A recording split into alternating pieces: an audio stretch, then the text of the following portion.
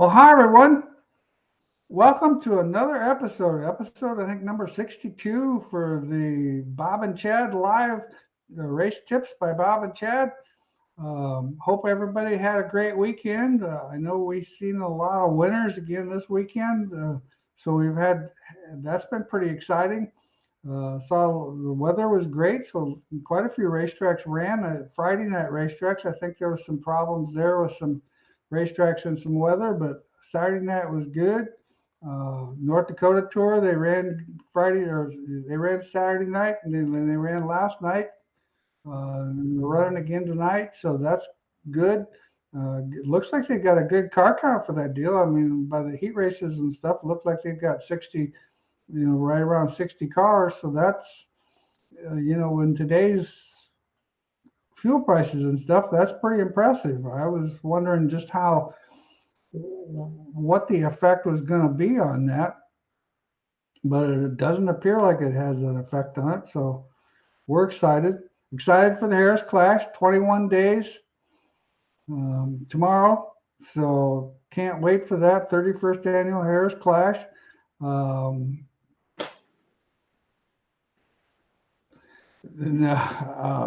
anyway, one of the things that we changed around a little bit.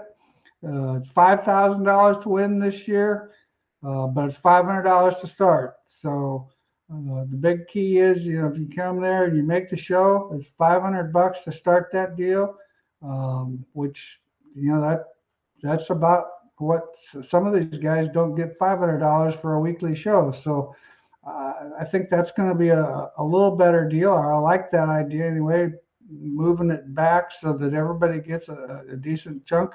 I think it's still $2,500 for second place and $1,250 or something like that for third. So we've got quite a few entries already, so that's been good. I've been pretty excited about that. So what's new and exciting at Weir's Machine? Been working on them trophies. Working on those trophies. You should have got those shocks today.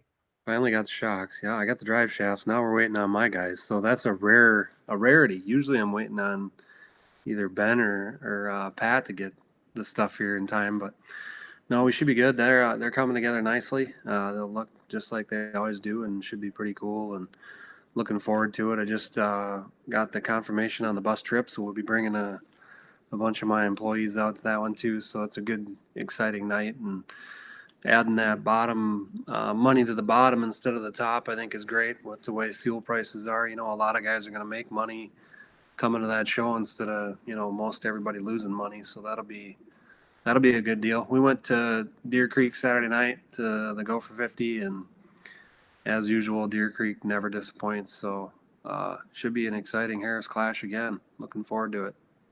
Yep, I'm excited. I think it's going to be another interesting event or exciting event. Um, One of the things that what was I going to say? My mind slipped me. But yeah, anyway, 21 days. Well, the worked on a T-shirt design. I'll give you just a little bit of a clue. We're actually the back of the shirt this year is going to be right up the center of the back of the shirt. It's going to be a guy holding up that Weir's trophy. Really? Yep. Awesome. So that's what, and then we're going to have the sponsors, the winner's names on the side and the sponsors' names on the side and on the bottom. But right up the center is going to be a guy holding up that trophy. So, Oh, that's sweet. That'll be cool.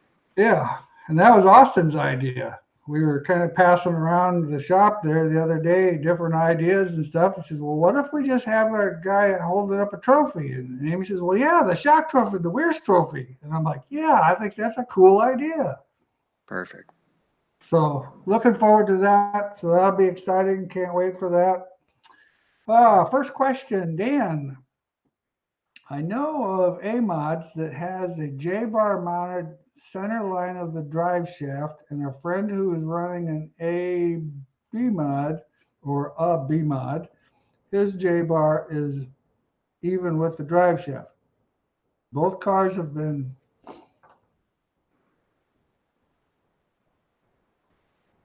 Hang on a second here.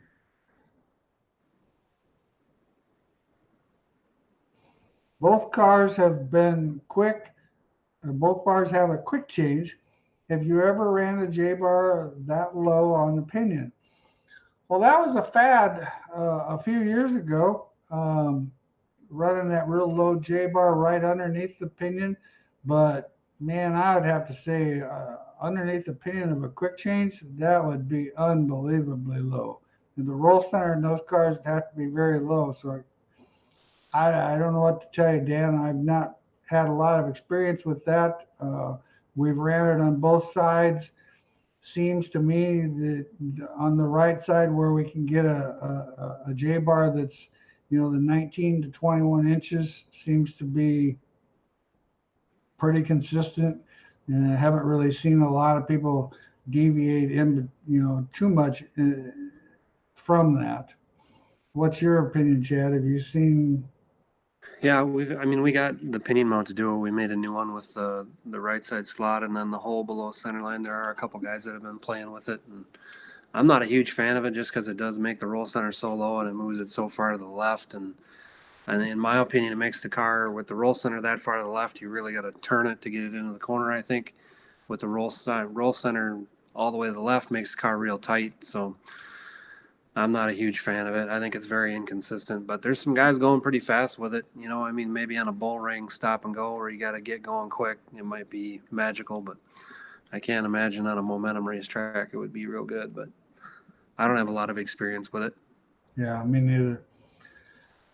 Uh, Mikey's telling us hello from the West Coast. Ryan wants to know, Chad, how many nights are your big purple pull bar bushings good for? 650 horsepower A mod.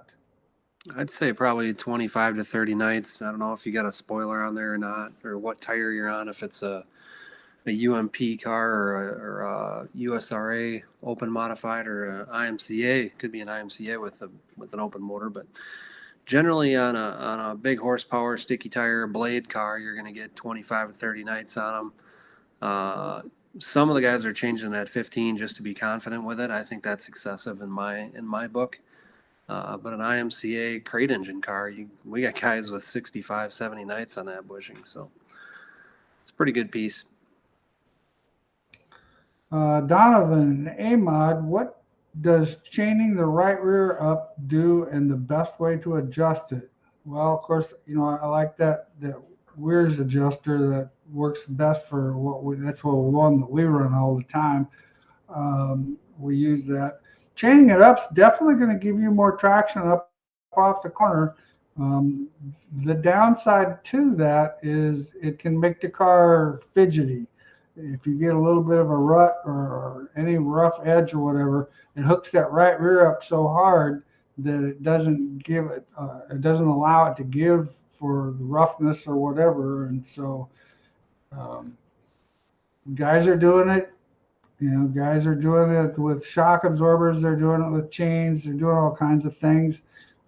Doing it with the shock absorber, I think, is my opinion, is probably less severe than a chain because you can still, put quite a bit of rebound in the shock to get it to try to hold it down there a little bit. So that's, kind of what we've actually went to more so than running a chain. Dan wants to know if I can show or we can show a dyno graph on shocks and tell people how to read them. I think that's a great idea, Dan. I don't have ability to get an actual graph here where I'm at doing this show, but for next week or in 2 weeks, I'll definitely do up a graph and we'll get something put together where we can show you that and kind of tell you a little bit about it. That's a good idea. I think that's a great idea. I'd be happy to do that. Vic, high tech performance in California. Well, how's things going in California, Vic? Steve, Northern Sport Mod, 59-inch centered rear end, running 3-inch offset wheels. Where should you set the rear end side to side? Also, where's double slot mounts on the chassis and pinion? I wish my Every time it pops in, it moves. Well, yeah, it moves. I wish I had a lot longer where I could have more questions and just anyway. Back to also the Weir's double slot mounts on the chassis and the pinion. What difference would there be between running a bar in the driver's side slot versus the passenger side slot?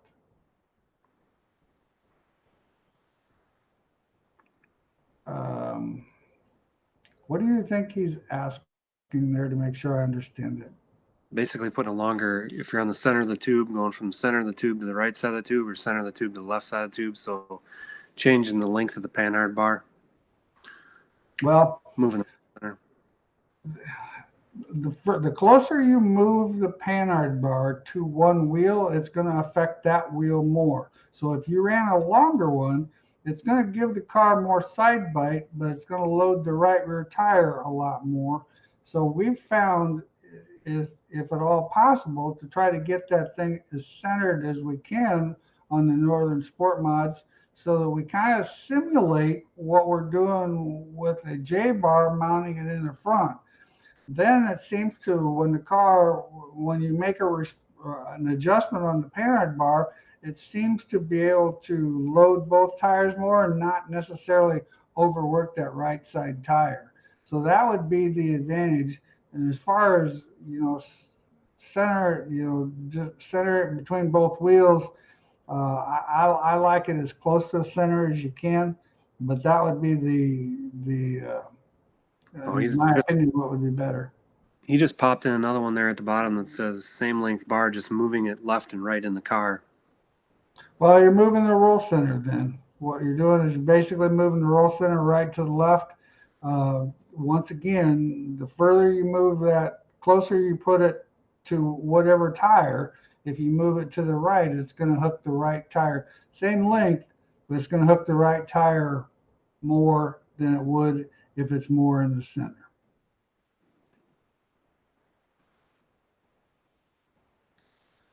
Kevin, good evening, guys. What's your go-to adjustment to help a car rotate in the center on a slick racetrack? Biggest thing is don't tighten the car up so much. Most people go, oh, it's dry slick, so I'm going to do this, and this.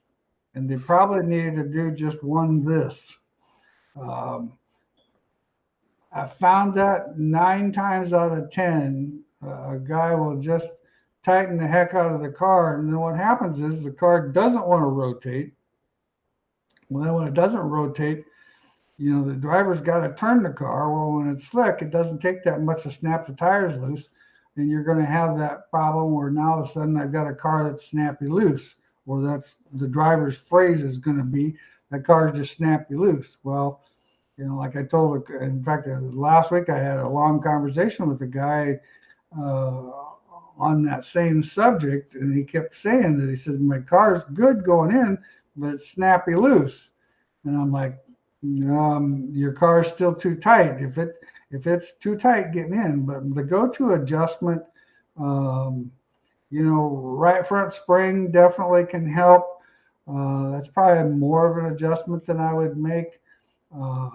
What's your opinion, Chad? I'd go right to, it depends. If you're rolling tight, I always say if you're rolling tight, like before you pick up the fuel, I'm a panhard bar guy. I'd raise the panhard bar up a little bit. Yeah, I would agree with that. Panhard bar adjustments, probably an easy adjustment. Shock changes are good. Getting a softer right front shock to get it over on the right front more to kind of get that front end down.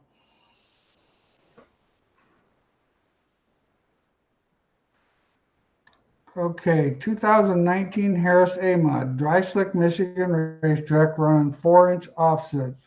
Moved the rear end left already from standard. 1 degree on the right rear bar.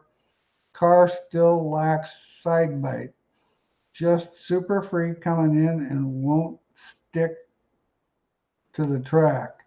Any ideas or help? Well, I'd make sure my axle housing wasn't bent, because if you're making those,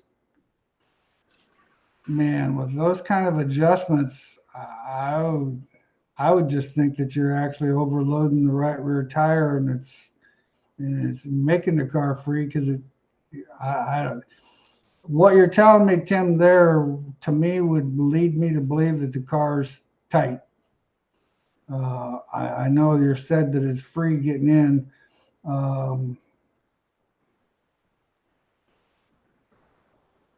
I'm not sure. I'd have to think about that one for a little bit to you know, question would be how much trail do you have in the car or how much lead do you have in the car. You definitely want to have some lead in the car rather than trail. But moving that 4-inch wheel plus, yeah, it's The -1 on the right rear bottom rod, is that what it is? Yep. So when you let out of the fuel, that chassis is going to come up and steer you loose when you get out of the throttle. I know you're lowering that to get traction off the corner, but that, depending on the length of that rod, it might be just a timing issue where you can't run it downhill. Depending on what the track is, that might be just a roll steer change that's making you just that little bit of free in when you dump the fuel. But that might be something to look at too, is your wheelbase there when you're letting out of the gas. Yeah, that's a good idea. If they've got a short right lower bar, that's just affecting it way too fast.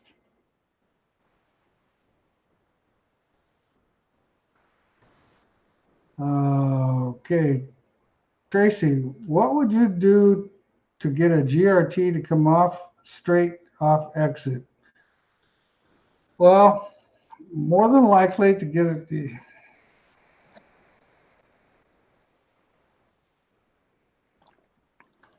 my salesman side of me would say we either need to sell you one of our pull bars or one of Chad's spring loaded bars. That would be a start. But more than likely, you better check to see how much lead you have in the car or trail in the car.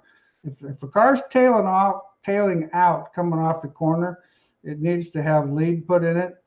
And people will talk about the fact that lead can slow you down. Well, on a modified, when we're getting 3 inches of steer or 3 inches of movement on the left rear, if we put a 1/4 of an inch of lead in there, we're actually changing it to only 2 3/4. So you're still getting plenty of steer. We're just trying to take some of the dynamic steer out of it to help the car pull up off the corner. That would be my go-to. It would be my first thought. Depending on the rods, a lot of times the left lower bar, we drop that down to get more traction up off the corner. So it depends on where you're running that left rear bar, lower bar. Right, and same thing with the right rear lower bar. You're going to want to run that close to level in that neighborhood. So that would be some things I would look at. On a UMP car, what's your opinion? Shock and spring behind the rear end on the left rear, shock on the front with the spring on an eliminator behind the rear end. Or I still like the shock behind or the spring behind the rear end. That combination, if you put them both behind the rear end, it does have more straight line traction. The problem is it can get the car upset getting into the corner with that shock combination being behind the rear end. And of course, the shock that you would run in front of the rear end would not be the same valving that you would do if you're going to put behind the rear end. So that's where a lot of people get confused. They just move the one back and it actually ends up being worse, which it would be. I still like the spring or the shock in front. I think it has a lot of control on corner entry, makes the car smoother, easier to drive, in my opinion. It's more predictable.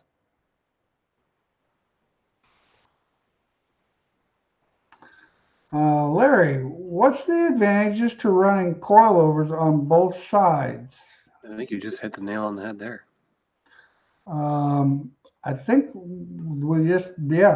think Larry, we just actually answered that question. So Steve asking about this. Oh yeah, okay. We already did that one. Yeah. We did that one.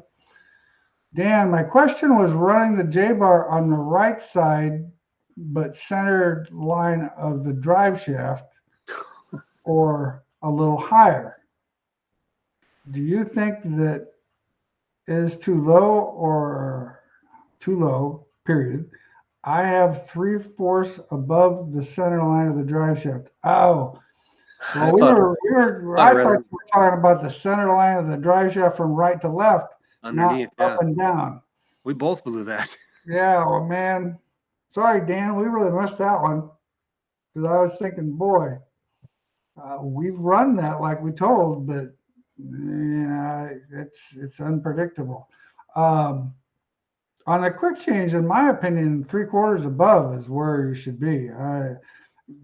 I've never. I mean, there's some guys out there that are running it below, but man, I tell you what, then they're running what they're doing. If they're running that below, they're also running it real high on the frame, so that the roll center still is halfway neutral, but they're spiking it. And what's going to happen there is that can give you some, when you have a lot of angle in that J-bar, that can give you some traction, straight line traction, but it can make the car a little bit fidgety getting into the corner. So where you're running 3/4 above, you know, the in comparison to a 9-inch Ford, the quick change is 1.25 inches lower than what the 9-inch Ford was.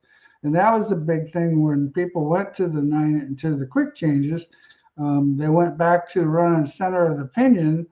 And I think that's, once again, I think when you get down there that low, it makes the car not as maneuverable as far as running top, bottom, being able to change lanes, stuff like that. Okay, Travis, what's a good way to tighten the car corner entry besides panhard bar, right rear trailing arm angles, and right rear trailing arm angles?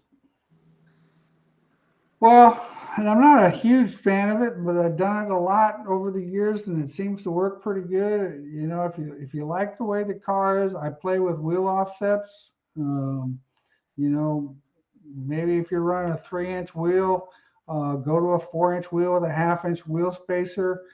That would tighten the car up. Moving the rear end to the left of the car will tighten the car up.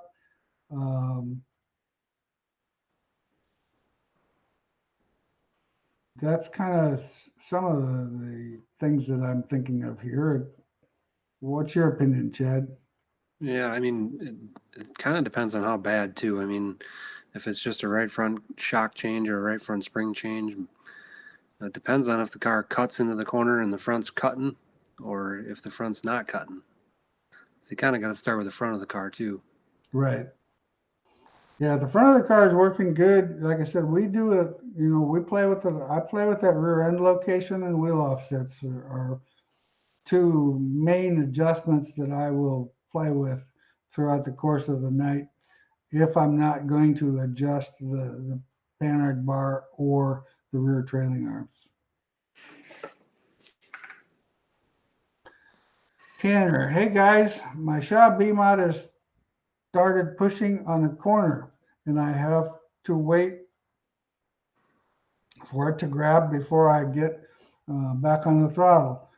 It didn't do this at the start of the season. Alignment, toe caster is good. What changed?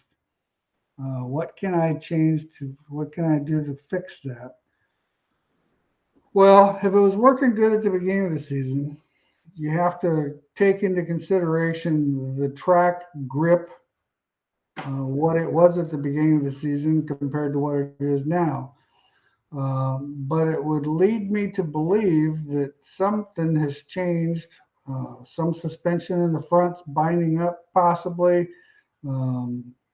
Something, even though your alignment and everything is good, something's changed in the front end of the car, or you've adjusted something in the rear of the car to try to get more traction in the rear, more side bite in the rear, and now all of a sudden the rear end's out controlling the front end, and the front end can't stay with it. You know, if the racetracks have slowed down in speed because they've gotten drier, then you're probably going to need to consider softening up that right front spring.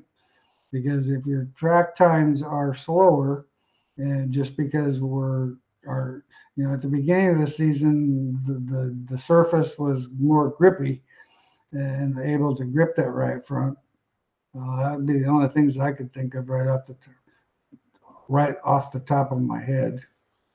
Have you heard anything about tires changing a little bit? When I was at Deer Creek there, it seems like the late model guys were thinking that the composition of the tire is a little bit different. They think the air pressures are not this. If you would normally run 12, you need to run 14 now or something. I don't know. Have you heard anything about that? Well, that's a good point, because I have had a couple guys try to tell me that, and I honestly thought maybe they'd been drinking too much or smoking something funny or something. I'm like, seriously? But in the IMCA tire, I've heard guys, basically the carcass is coming off the tire to the point where it's like throwing a recap or whatever. And a lot of people think the reason why some of these tires are changing is because they don't have the cure time that they used to have. And they're producing the tires and shipping them so fast that they don't have the cure time. I'm not a tire guy, and I mean, I'm not a tire manufacturer, so I can't say for sure, but those are just things that people have told me about and talked about. So it's very possible. On a UMP modified, is it better for the shock and spring to be? Didn't we just answer this one? Yeah, we just did this. Yeah. Anyway, on a UMP modified, is it better to run the shock and spring behind the housing or separate with the shock in front?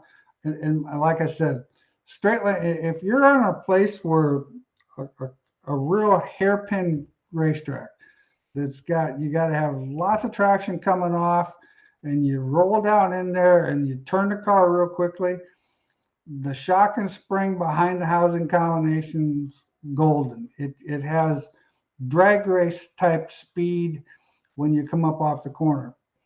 Anything that's got a little bit more momentum to it, that's where the racetrack is faster, there's more speed to the racetrack, where you're going down into the corner, you're setting the car, you're working the car in the middle of the corner, getting it through the middle and back up off, you're going to like the shock in front of the housing better, because it's going to have more control on a racetrack where you're entering the corner with a lot more speed.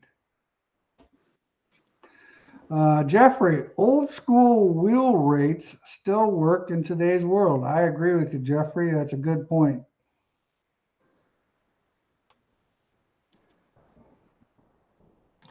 Chad, what do we gotta do to keeping the bearings in the spring cups clean? LOL. I greased them them beginning bearings, but it obviously just attracts dust and clumps up with. Should we not grease them? Just want to season and burn up.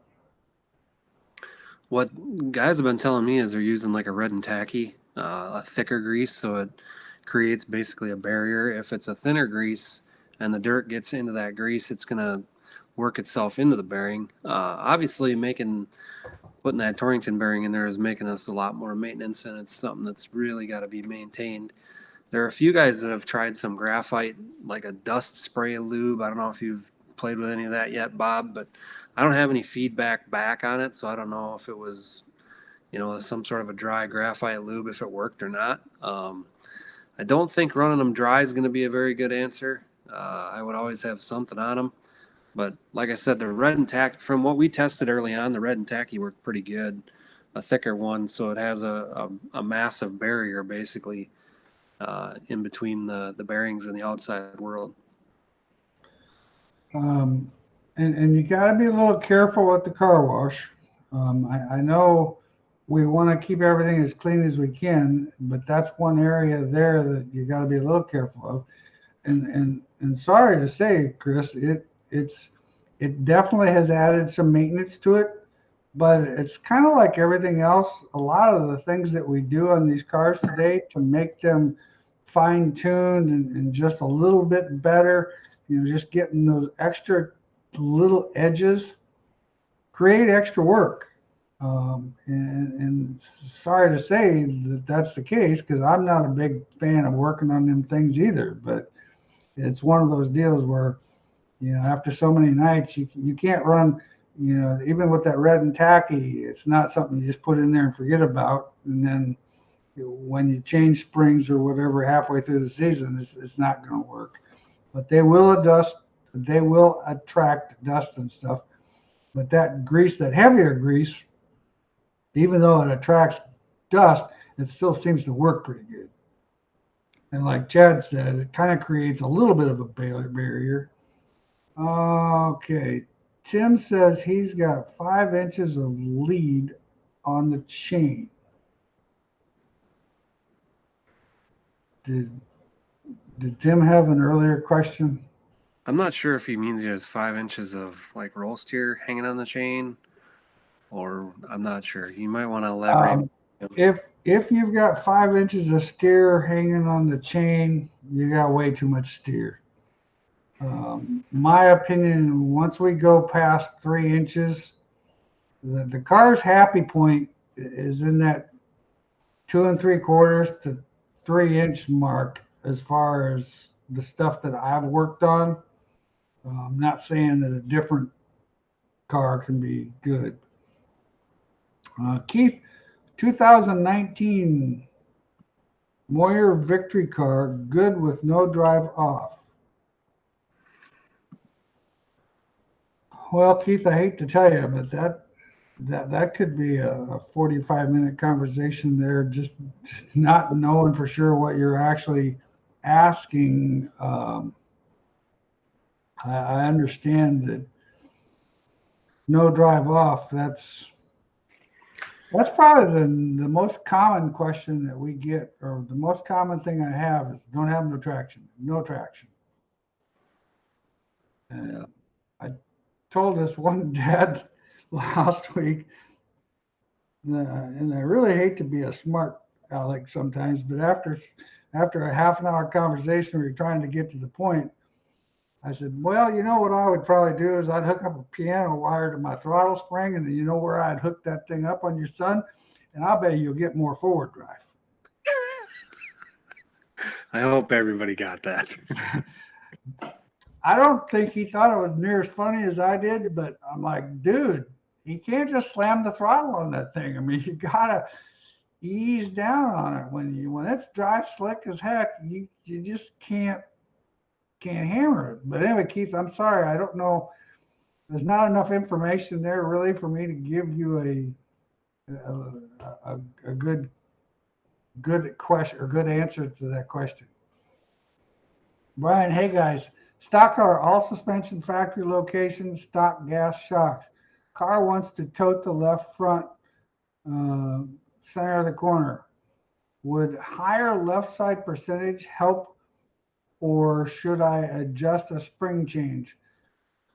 Well, yeah, it's entirely possible you could use a little bit more spring on the right rear. Most generally, anytime a car is trying to tote the right rear, that tells me, or tote the left front, that tells me it's falling over on the right rear. Either the rear end is too far to the left, or something to the point where that car's got so much side bite in it that once you get on the throttle, the car just lifts the left front. You can do all kinds of band-aids. You could do some magic shock changes on the left front and some things like that. But I would lean towards stiffening my right rear spring a little bit.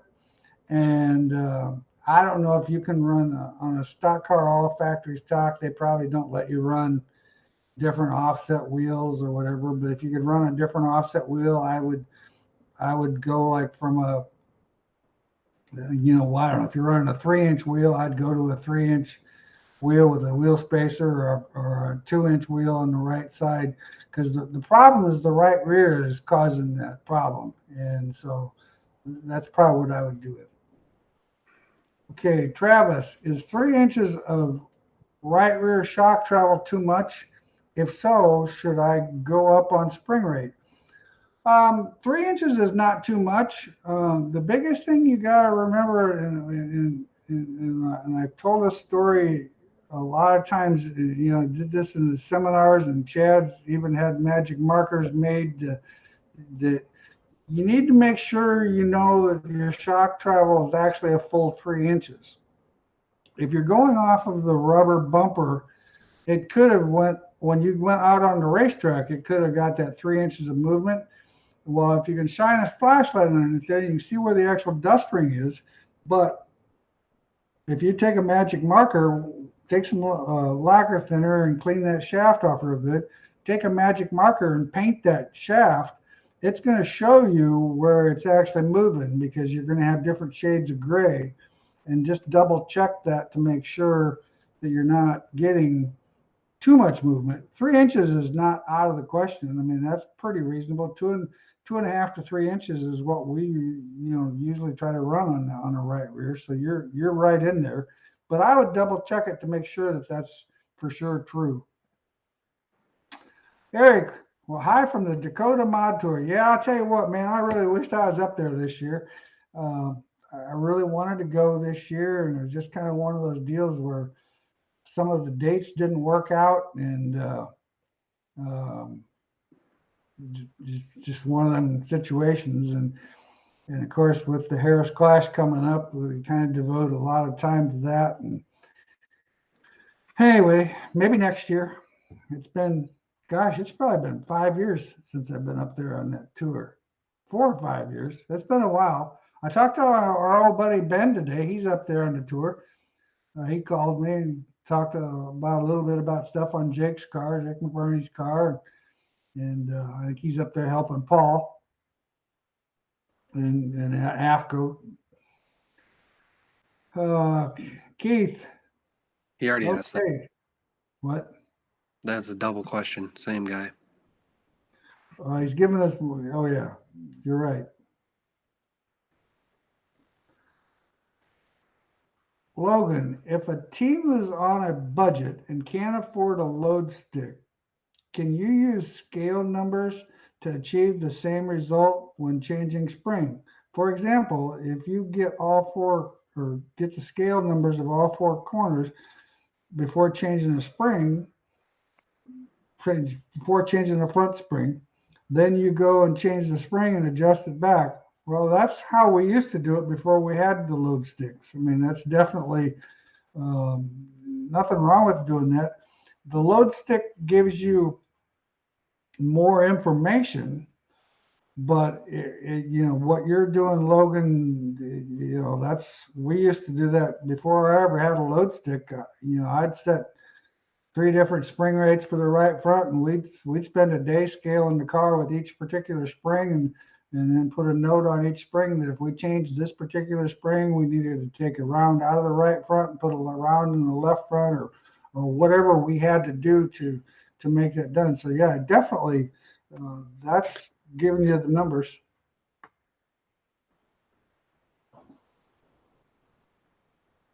But like I said, the load stick gives you more numbers because it gives you the actual load under a compression state. So there's more information to be gained with a load stick. So that'd be something that when you're out there sponsor hunting next year, work that into your sponsorship budget and see if you can't get one of them. Richard, 3-link left rear spring in front. What's the primary function of the extended load?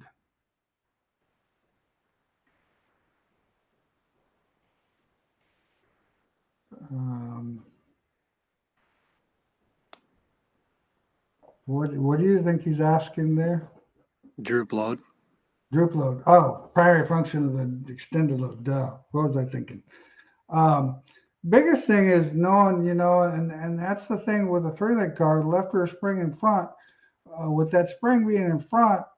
And that's kind of where we're seeing guys running softer springs and taller springs. Now, I don't know what sanctioning body you're running, but if you can run a 16-inch spring, I definitely would run the longer spring, because the biggest thing is a little bit longer and a little bit softer, because the biggest thing is to make sure that you're loaded on that spring all the time. Because what it'll actually do is it definitely tractions the car up, but once you get into the corner and you lift off the throttle, if there's still, the spring is still in contact, it won't drop the car out from underneath you. Where what will happen is otherwise, when it falls, then it steers to the right and makes the car inconsistent. But the primary function would be just keeping some load in that tire and load in that spring. When you're up on the bar, the actual load's going through your link anyway. But it's when you're off traction or when you go to get off traction. If you're a real good trail breaker, I don't think it matters because you can keep the car loaded. But some guys aren't that good with that, so that's what we've got to run, a little taller spring and a little bit lighter weight spring. Joey, do you do updates on Harris cars or only on GRT cars? We work pretty much on any branded car that the customer wants to bring us. I'm not saying that we sell GRT cars, and that's by nature, but we work on all kinds of different race cars, and so I'm quite sure we could give you some help there, Joey. Best thing to do would be give Rocky a call at the shop tomorrow, 515-292-9200, and talk with him, and he can kind of give you some ideas of what we can do to help you. Dylan, what's the best way to add drop to the car and keep it rotating without being too tight? Droop, drop, droop. Wouldn't Droop have two O's? Yeah, no problem. That's drop. I just wanted to make sure I wasn't. Sorry, Dylan. I just wanted to make sure I wasn't reading something wrong there. Anyway, the best way to add droop to the car and keep it rotating. Well, lengthening the chain is definitely going to help the car rotate. I mean, it's going to give the car more steer, so it should definitely rotate more. You just have to be careful not to go too far on that. And once again, that's in my estimate. If you find a spot on your frame, like we have a jig point that's right in front of the actual mounts of the frame, we can measure that back to the axle housing and say that number is 16.5 inches. Then when we raise it up against the chain, our number is 13.5 inches.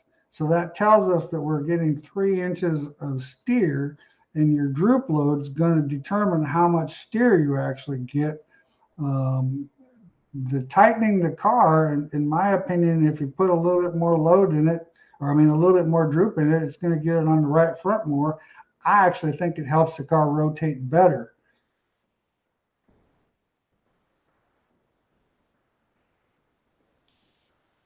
Joey, I was told you only touch GRTs. Sorry, Joey. We, at some point in time, keep in mind we don't have a large staff. Our manufacturing area in the back, which takes care of aluminum, doing complete cars, repairing chassis, building bumpers and lower A-frames, we only have 2 guys back there.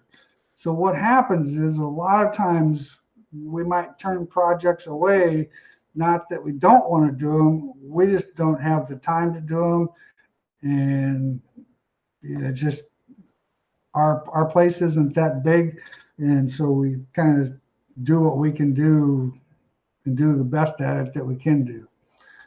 And what do you recommend for wheelbase?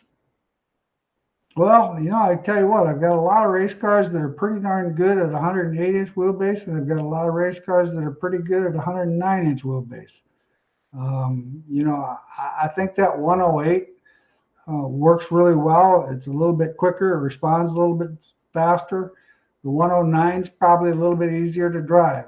Um, as far as performance wise, I, I'll bet you there's some 109 cars that were in the top 10 any racetrack that you went to last weekend. Dan, whoops. When on the chain, would the left rear axle housing move 3 inches for an A mod and 2.5 for the sport mod? Well, I actually do a little less on the sport mod just because we don't have as many, there's not the load on the bars of a sport mod with it being a 3-link like a sport or like an A mod has. So we will actually run a little bit more steer in an A mod just because of that factor, and a little bit less in the B mod. Dylan, what are some good adjustments to keep the car rotating when adding more droop to the left rear? It's a repeat. We already did that. For some reason, it came in twice. You just did that one. Okay. I thought it sounded pretty familiar. Craig, on a Northern Sport mod, I'm in need of more side bite. Track is always slick, 24-inch left rear trailing arm. 24 degrees left rear. Oh, 24 degrees, duh. 6 I was degrees. just thinking, holy cow. And 6 degrees on the right, 18 degrees on the panhard bar. Rear end is moved to the left about an inch with 3/4 of right rear lead. Softening the right front spring help any? Well, I would agree that softening the right front spring is going to help you on side bite. The downside to when you take spring out of on a 2-link car or a 3-link car, when you take spring out of the right front, sometimes it can cost you a little bit of traction off. But we would hope that it would get you more side bite to the point where you can actually get in. Now, biggest thing is when you're talking about side bite, where do you want the side bite at? If it's side bite getting into the corner, right front spring is definitely going to help you. If it's side bite once you get back on the throttle, now all of a sudden we're talking more lead. We're talking more of that type of a thing because we're talking about once you're on the power. But it sounds like you've got everything that you want here to help. Maybe a little bit more trailing arm angle on that left rear. We run 28. Might help that car have a little bit more steer, but maybe you're getting too much steer, and so it just kind of depends. But softening, the answer to your question, softening the right front spring would, in my opinion, would definitely help. Gets the car in on the right front. Once the car gets on the right front, it gets over on the right rear and induces side bite on the right rear. Keith, lost a new tire with 19 laps. Looks like I peeled the tread off of it. Okay, so Keith, that's, I had, there was a couple guys experienced that last night up in Minot, North Dakota. And Ben was asking me about that today if I'd seen a lot of it, and last year we seen some of it, but I haven't seen as much this year. But then of course I haven't been out there as much as I normally have been. Keaton, I use WD-40 on my bearings on my sliders and have 0 issues. I clean them every week. Well, I think you're doing a great job, Keaton. I mean, that's definitely a plus.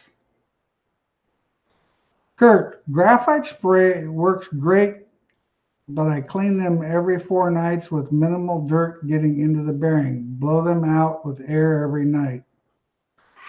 Well, Kurt, I think that's another good thing. I mean, I've heard that graphite stuff works pretty decent. I just haven't tried it. We got McBurney's new car all put together, and I think they've got all those bearings already in there. But I'll have to ask tomorrow what grease Rocky used on them, because maybe we can go up and get some graphite. And I know back in the day, years ago, when I used graphite, this was back in leaf springs when I used to put graphite in between the leaf springs to make the leaf spring work better. What I was told, and I found to be very successful, I went to the John Deere shop and I got some graphite grease. John Deere makes this graphite grease, which I'm quite sure somebody else makes it. But anyway, I got this graphite grease that they use on combine heads. And man, I tell you what, that stuff was awesome. And it lasted quite a while. And so, I mean, I'm quite sure there's all kinds of companies that make great graphite grease, but I'm just saying that's back in the day.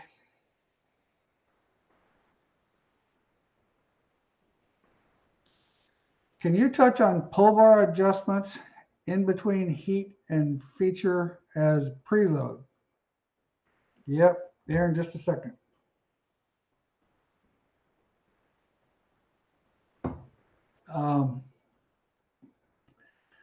One of the things that, like with our bar or with Chad's bar, and I don't know if I can actually compare it to others, and Chad's probably going to need to help me out with this one, but what we have done a lot of times, our bar and Chad's bar has got a spacer, a puck spacer. What do you call yours? Packer. Packer, that's it. I knew I'd get that right. A Packer in there. And what I've found is on a tackier racetrack or a heat race type thing, I actually want less travel. Where on a slick racetrack, I actually will take a Packer out because I want to increase the travel. What I want to do is I want to make it so that the car's not so apt to snap the tires loose. And so that's kind of what we've done. If you don't have the Packer and stuff, you can actually change the preload, and maybe back the preload off 1/8 to 1/4 of an inch. You're just going to have to try it because, of course, I don't know what pull bar you're actually running, but you just have to try adjusting that to see what works with your driver. Preload, like I said, the spring bars, and I don't know what the bushing bars. What do you put in those for preload? You don't have a lot of preload in them, do you?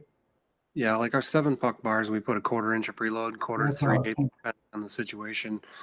The big biscuits were only running an 1/8 inch of preload, so really ain't too much adjustment with the big pucks. The 7-puck in a can, you can take a little preload off when you need to travel more as the pace slows down, like you said. When it gets slick out, you want to take a little rate away so it travels the same amount you were earlier. Tommy says diesel fuel works good. God, my race cars smell like my truck. Yee! Yeah, I'd have to have my hat on and we'd be going, man. Woo! Anyway, thanks for that, Tommy. I appreciate that.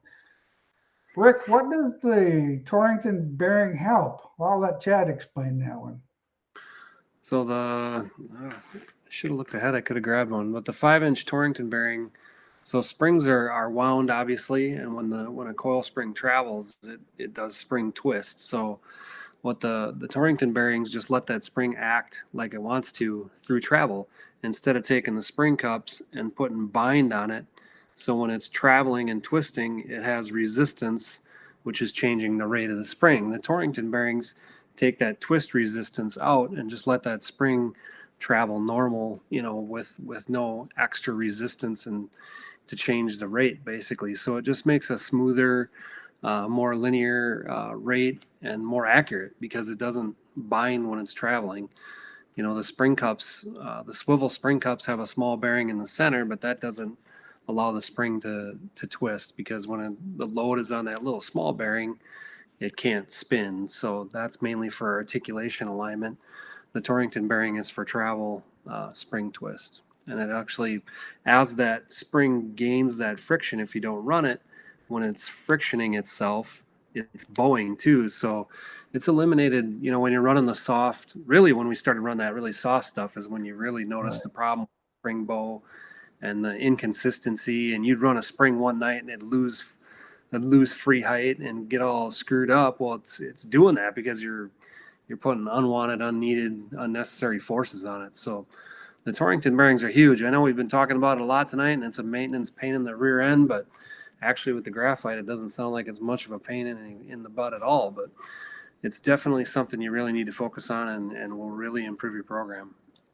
I would not run my race car without them. I would rather do the maintenance because it makes that whole front end of that car so much smoother. And you can just feel it when you're bouncing it up and down. There's no bind. Before you'll hear the springs binding, takes the bind out of them. Actually makes your race car feel like you softened up the springs because we took all the bind out of them. Now it doesn't soften it up. We're only talking probably 10 pounds of rate, so it's not something that you're going to have a major difference in, but it's definitely when we first went to them, I was amazed at how you could just see how the car just worked better getting into the corner, and the front end of the car just works so much better. Let's see, Josh, thoughts on differences in overall wheelbase of USRA, IMCA mods, B mods, 108 to 112. I've never run anything over 109-inch wheelbase. Well, I'll take that back. Some of our original cars were like 110-inch wheelbase car. And like I said earlier, the 108, in my opinion, is a little bit more responsive. It seems to, I don't know, I think it's quicker responding, but some guys like the 108 or the 109, 110 because they do drive better. The longer wheelbase just slows everything down a little bit, and it definitely helps. Well, guys, we're getting up here on our time. We don't have too many more, or I'm not going to have too many more questions to be able to answer here. 2018 BHA GRT. Tying to double check rear end square for zero trailer lead, besides measuring it from the rear frame rails. How should it compare to hook up on the lower ball joint? Well, you can't really compare hooking up on the lower ball joint because, of course, 2018, that car could have a straight stub. It very well could have a turn stub on it. If it's got a turn stub on it, that stub's turned to 1/2 inch, so you can't go off of the lower ball joints. On your particular car, Philip, if you measure those round tubes that the actual chassis mounts where the trailing arms mount to, those 2 points on right and left are a square point. They're a jig point on those cars. So if you measure back to the center of your housing or to the front of your housing, and if you make them the same right and left, that will square up that rear end so that it's totally square in the car. That's how we square the cars up when we set them up originally, and that works really well. Billy, stock car, 5 minutes before the feature time, track decides to till and dump a bunch of water. God, don't you hate that? Oh man, I get livid over that one. Anyway, what's the quickest change for the slime? Well, to be honest with you, a real dry slick racetrack and a slime racetrack actually are almost the same. That's where I would probably put a chunk of weight on my right rear so that the car stuck the right rear, and I'd probably put a chunk of weight up there by my right front shock and make sure I had less left side and a little bit of right side roll to get the car to roll in the corner and stick right off the bat. The problem of that is a lot of times that goes pretty quick and it doesn't last super long, depending on the racetrack and how much water they put on it. If they put it on a lot, but yeah, that's one of the things that I've seen that do. I've seen racetracks do that in the past, and you just gotta pretty much gear that thing to get as much side bite out of it as you can. Two-link rear steer happy point of inches on the chain, hanging for a Wissota Midwest Modified. Well, your tire is a little better race car, a little better tire than what the IMCA tire is. I think the 3-inch happy point would be perfect for that tire on a two-link car. You've got a little bit more tire, a little more sidewall, so you got a little more side bite. 3-inch would be a very good place to run that at.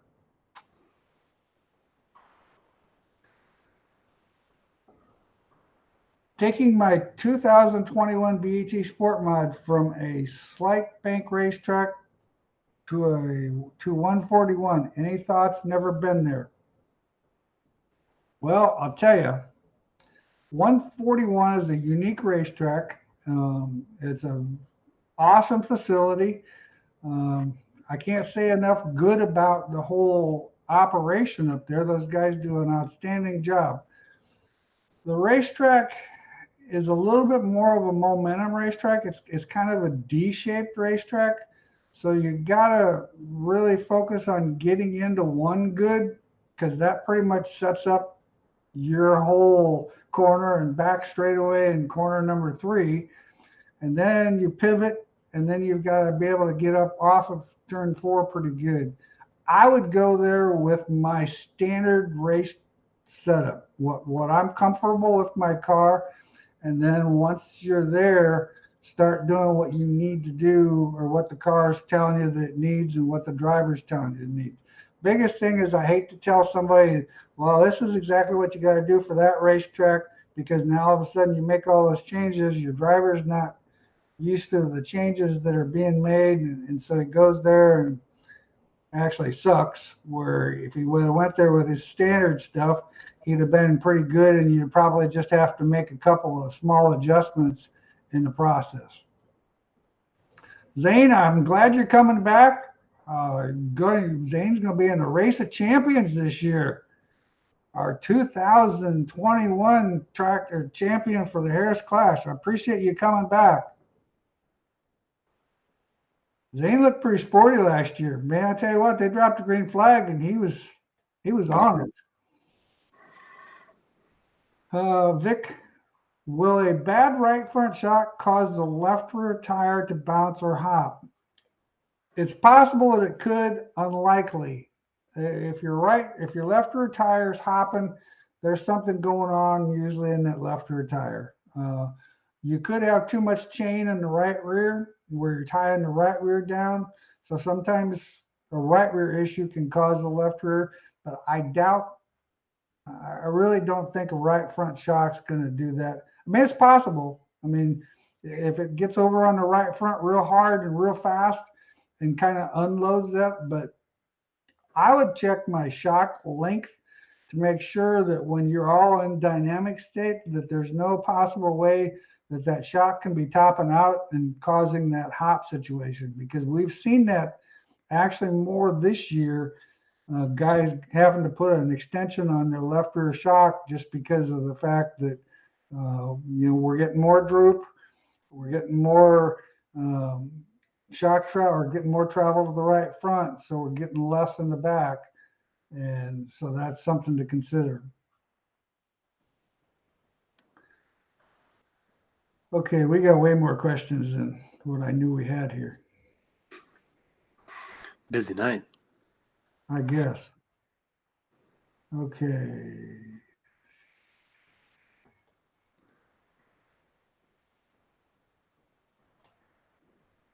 Clayton, what's the average length or best length for a pull bar? Our pull bar measures out to 25 inches center to center, but it's almost maxed out. Um, my opinion, I like a 28-inch bar. I think a 28-inch bar is pretty solid. It's not too short, it's not too long. Works pretty good overall. It's very forgiving. That's what I would say. I mean, 25 is good. If you can lengthen it, I would go a little longer, but you're right in the ballpark. Uh, Two link was sort of reverse steer happy point. Driver has considerably more front brake. Instant turn sideways, spun, applying the throttle. Coils because of a lead 2.5 inches of high grade. Phil, I'd probably give Rocky a call tomorrow. Sounds like you've got a lot going on there, and that might take more time than I've got to answer the question correctly. But give Rocky a call at the shop. 2018 GRT modified. Do you recommend adding or taking preload out for tuning from the heat race to the feature track slows down? I actually take a little preload out of my pull bar, but our pull bar and the pull bar that we sell most of Chad's has a packer in there, so you can actually take that packer out. And I think what the packers are, what, 1/8 of an inch?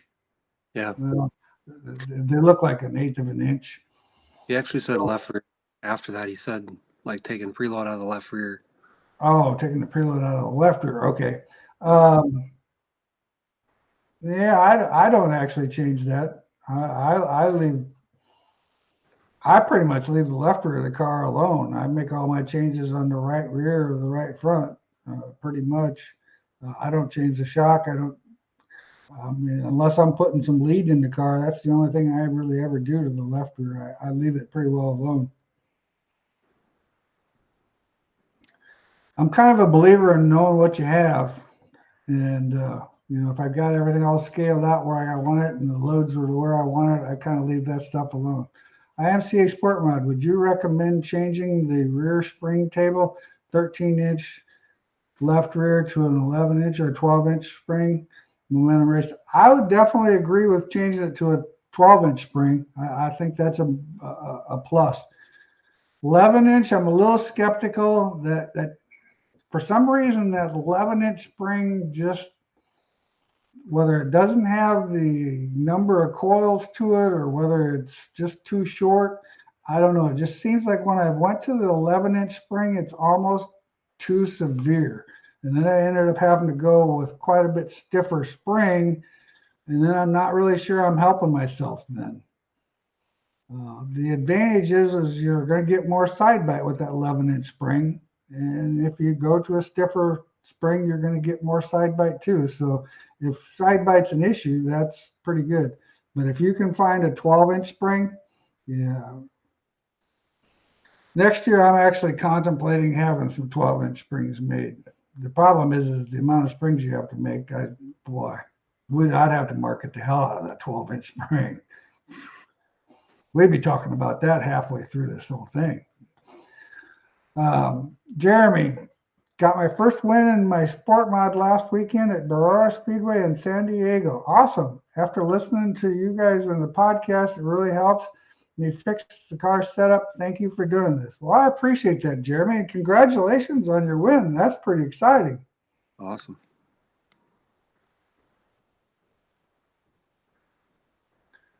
John, what do you prefer in a sport mod, 3-speed or power glide? I like a 3-speed just because there's less maintenance, less parts that can go wrong.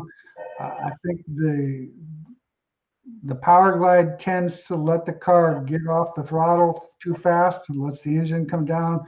So it's kind of like a brake diesel. It makes the car, I think it can free it up.